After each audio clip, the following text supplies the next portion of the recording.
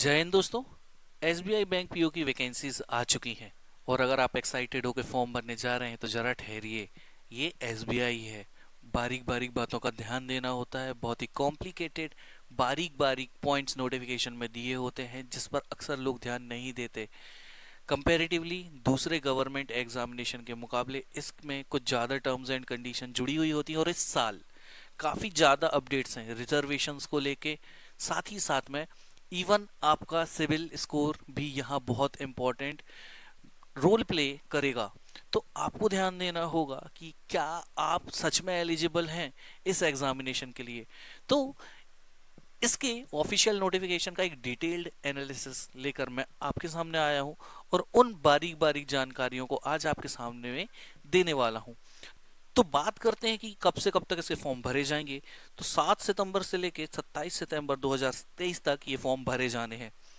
Application fees भी आप इसी समय भर पाएंगे। बात करते हैं कि कॉल लेटर कब आएंगे। कॉल लेटर आएंगे सेकेंड वीक ऑफ अक्टूबर 2023 को और ये एग्जामिनेशन बहुत ही जल्दी नवंबर 2023 में कंडक्ट करवा दिया जाएगा। सो आपको आपकी प्रिपरेशंस पर अभी से बहुत ही ज़्यादा फोकस करना शुरू कर देना चाहिए। क्यों? इसके रीज़न आपको और आगे चलकर पता चलेंगे। Result at the end of November या फिर दिसंबर की स्टार्टिंग में आ जाएगा और उसी नवंबर या दिसंबर में आपको मेंस एग्जामिनेशन का कॉल लेटर देखने के लिए मिल जाएगा। बात करते हैं मेंस एग्जामिनेशन की। जैसे ही आपका कॉल लेटर मोस्ट प्रोबेबली दिसंबर में आएगा तो दिसंबर लास्ट में या जनवरी की शुरुआत में आपका मेंस का एग्जामिनेशन हो जाएगा और इसी महीने यानी कि जनवरी के शुरुआत में या जनवरी के लास्ट में आपको आपके मेंस एग्जामिनेशन का रिजल्ट देखने के लिए मिल जाएगा और फिर इसके बाद बारी आएगी फेज 3 की। और जनवरी के लास्ट में या फेब की शुरुआत में आपको फेज 3 का कॉल लेटर देखने के लिए मिल जाएगा। फिर कंडक्ट किया जाएगा फेज 3 जो कि होता है साइकोमेट्रिक टेस्ट और इसके अंदर कंडक्ट किए जाएंगे इंटरव्यू और ग्रुप एक्सरसाइजेस। और फेब में आपको मिलेगा देखने के लिए लीप ईयर और साथ ही साथ में फाइनल रिजल्ट जहां पर बहुत से लोगों की सांसें थमी हुई होंगी। अब हम बात करते हैं प्री एग्जामिनेशन ट्रेनिंग की एससी एसटी और ओबीसी के कैंडिडेट्स के लिए। तो यहाँ पर आपको एडमिट कार्ड देखने के लिए मिल जाएगा फर्स्ट वीक ऑफ अक्टूबर में और सेकेंड वीक ऑफ अक्टूबर से आपकी ट्रेनिंग शुरू हो जाएगी। Apart from that you have to remember कि बहुत ही ज़्यादा ज़रूरी है इस बात को ध्यान में रखना कि आप एक ऐसा नंबर रजिस्टर करें और एक ऐसी ईमेल आईडी जो एटलीस्ट एग्जामिनेशन के खत्म होने तक आपके पास एक्टिव रहे, वरना आगे चल के आपको काफ़ी ज़्यादा परेशानियों का सामना करना पड़ सकता है। अब बात करेंगे नंबर ऑफ वैकेंसीज की। बट नंबर ऑफ वैकेंसीज में जाने से पहले याद रखिएगा, बहुत ही ज़्यादा एक्साइटेड मत होइएगा क्योंकि अगर एक भी पॉइंट आपने मिस कर दिया तो ये एग्जामिनेशन आप नहीं दे पाएंगे। फिलहाल बात करते हैं वैकेंसीज की। तो एससी कैंडिडेट के लिए करंट वैकेंसी 300 है। Same goes to ST 150 vacancies. OBC के लिए है ये 540 और ईडब्ल्यूएस कैंडिडेट्स के लिए ये है 200 वैकेंसीज। जनरल कैटेगरी के लिए वैकेंसी है 810 और ये टोटल होता है 2000 वैकेंसीज का। साथ ही साथ में विजुअली इम्पेयर्ड, हियरिंग इम्पेयर्ड या फिर लोकोमोटिव डिसऑर्डर्स के लिए यहाँ पर 20-20 वैकेंसीज दी गई हैं और हियरिंग इम्पेयर्ड के लिए सिर्फ बैकलॉग वैकेंसी निकली है और वो है 16 वैकेंसीज। तो सीधी सीधी 2000 वैकेंसीज हैं जिनके लिए आपको फाइट करना होगा। अब बात करते हैं एलिजिबिलिटी क्राइटेरियाज की। बहुत ही ध्यान से सुनिएगा और समझिएगा। फर्स्ट ऑफ ऑल, अगर आप किसी यूनिवर्सिटी या कॉलेज में अपियर हो रहे हैं और आप थर्ड ईयर या सिक्स सेमेस्टर में, तो इसमें आपको खास करके ध्यान देना होगा। यहाँ वो कैंडिडेट जो फाइनल ईयर या सेमेस्टर में है सिक्स्थ में, तो वो इस एग्जामिनेशन के लिए अपियर हो सकते हैं। लेकिन अगर आपका सिलेक्शन हो जाता है तो आपको वहां पर पास होने की डिग्री या मार्कशीट याद रखिएगा विथ जो उनका परसेंटेज है रिक्वायरमेंट 60% एंड अबव होना चाहिए अगर आप जनरल कैटेगरी से हैं तो। और ये डेटेड होना चाहिए बिफोर 31 ऑफ दिसंबर 2023। इसके बाद बात करते हैं इंटीग्रेटेड डुअल डिग्री वालों की। अब जो भी लोग इंटीग्रेटेड कोर्स कर रहे हैं, यहाँ पर उन्हें ये इंश्योर करना होगा कि उनकी डिग्री में जो डेट है वो भी 31 दिसंबर 2023 के पहले की होनी चाहिए। साथ ही साथ में ऐसे लोग जिनकी क्वालिफिकेशन मेडिकल इंजीनियरिंग, सीए या कॉस्ट अकाउंटिंग है, वो भी इसके लिए एलिजिबल होंगे। यहाँ पर अगर आपको एक परेशानी का सामना करना पड़ता है कि आपको ओरिजिनल मार्कशीट नहीं मिलती है यूनिवर्सिटी से, तो अगर आपका रिजल्ट वेबसाइट में अपलोडेड होता है आपकी यूनिवर्सिटी की, तो उसे भी एक्सेप्ट कर लिया जाएगा, बट उसकी डेट भी 31/12/2023 के पहले होनी चाहिए। इसके बाद बात आती है परसेंटेज की। कई बार बहुत से कंफ्यूजन होते हैं और इस बार एसबीआई ने इसे क्लियरली मेंशन किया है कि जो भी परसेंटेज का कैलकुलेशन होगा, नॉर्मली जो कॉलेजेस में होता है उसका एग्रीगेट निकल के आना चाहिए 60%। अगर 59.99% भी है तो उसे लेस देन 60% ही कैलकुलेट किया जाएगा। और ऐसी यूनिवर्सिटी जहां पर ग्रेडिंग सिस्टम चलता है वहां पर भी इनका एग्रीगेट निकल कर आना चाहिए 60%, वरना आप इसके लिए एलिजिबल नहीं होंगे। अब हम कुछ इंपॉर्टेंट पॉइंट्स में बात करते हैं। अगर आप रिजर्वेशन लेना चाहते हैं तो इस बार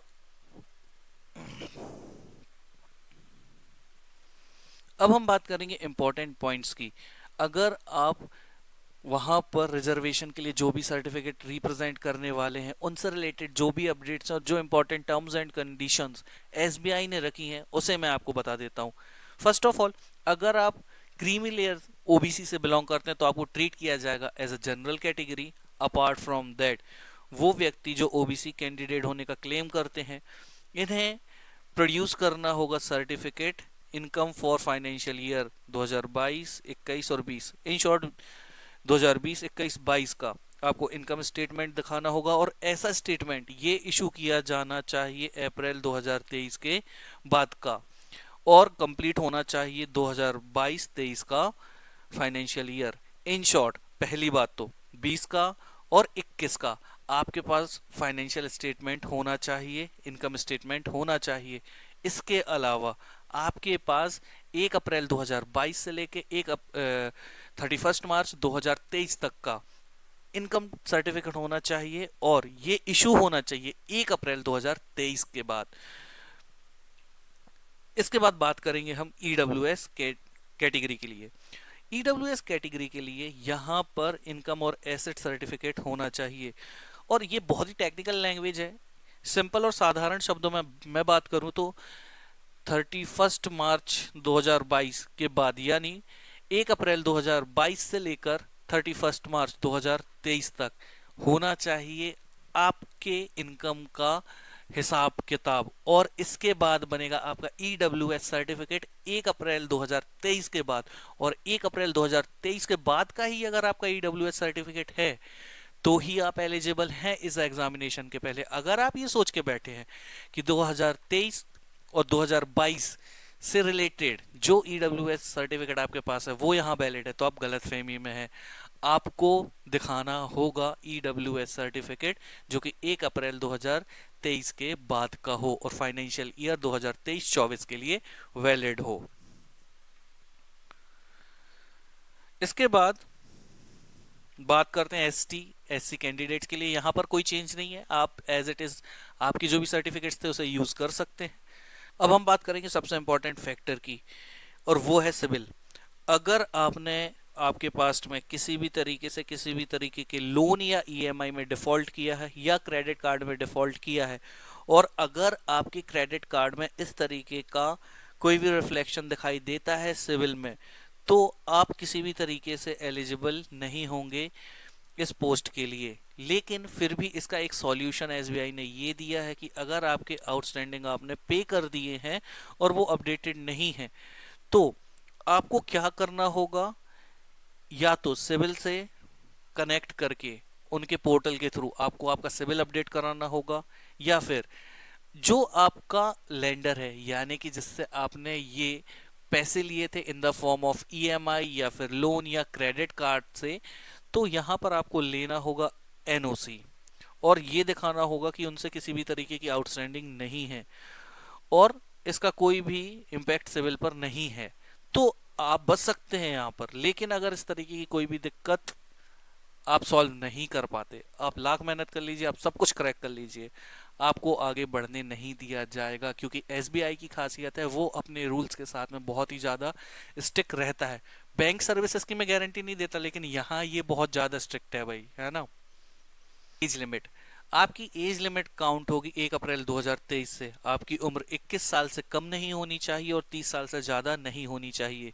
और अगर डेट की बात करें तो अगर आपका जन्म 1 अप्रैल 2002 के बाद हुआ है तो आप यहां पर एलिजिबल नहीं है।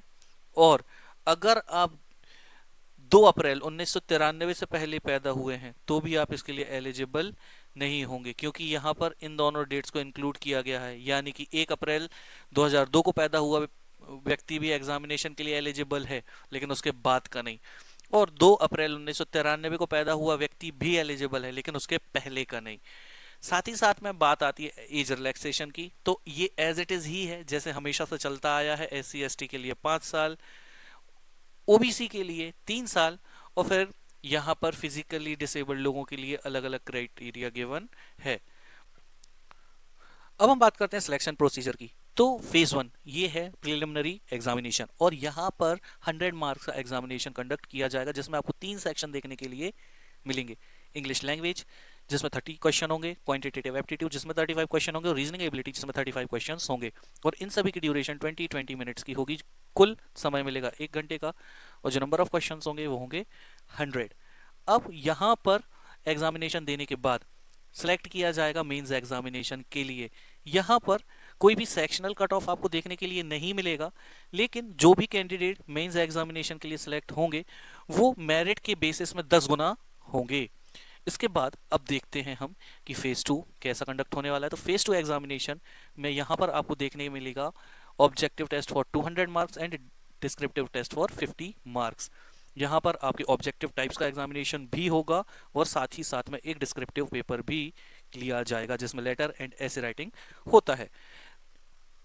क्वेश्चंस आपको मिलेंगे यहाँ पर देखने के लिए रीजनिंग के, data analysis and interpretation, kind of statistics आप कह सकते हैं। इसके बाद general economy, banking awareness, and the last one English language. यहाँ पर नंबर ऑफ क्वेश्चन आपको देखने के लिए मिल सकते हैं। रीजनिंग के 40, डेटा एनालिसिस के 30 क्वेश्चंस, बैंकिंग इकोनॉमी या जनरल अवेयरनेस के क्वेश्चन होंगे 50, और इंग्लिश लैंग्वेज के होंगे 35 क्वेश्चन। और इसी के हिसाब से यहाँ पर मार्क्स गिवन है, और टाइम ड्यूरेशन भी आप देख सकते हैं।